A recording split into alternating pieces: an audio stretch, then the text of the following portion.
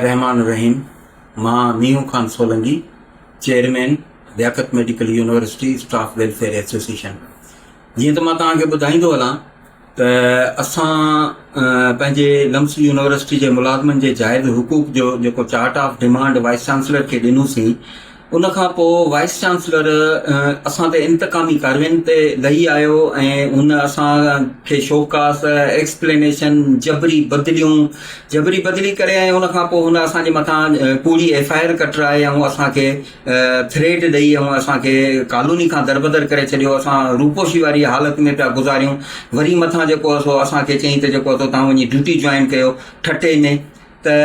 असां इन कंडीशन में कीअं ड्यूटी जॉइन कयूं आहे, जॾहिं त पुलिस असांजे पुठियां लॻाए छॾियईं, माण्हू असांजे पुठियां लॻाए छॾियईं ऐं असांखे थ्रेट हुया। जॾहिं असां मजबूर थी उते ड्यूटी जॉइन न करे सघियासीं त हुन असांखे 15-20 ॾींहंनि महीने जे गैरहाज़िरीअ ते हुन असांखे नौकिरी मां टर्मिनेट करे छॾियो। माना हुन असांखे ट्रांसफर बि कई ऐं ड्यूटी जॉइन करण बि ॾिनई ऐं उहो बहानो करे असांखे नौकिरी मां टर्मिनेट करे छॾियईं। ऐं उन ते जेको जॾहिं असांजे सदर लसवा सिकंदर अली जुणेजो साहिबु हुनजे जाली डिग्रियुनि ऐं हुनजे बेक़ाइदगियुनि जे ख़िलाफ़ जेका पटिशन हाई कोर्ट में दायर कराई, त जॾहिं सुभाणे उन पटिशन जी जेको तारीख़ आहे त अॼु वरी हुन हिकिड़ो लेटर जारी कयो त फौरी तौर ते मूंखे लेटर जारी कयो अथई त फौरी तौर ते तूं घर ख़ाली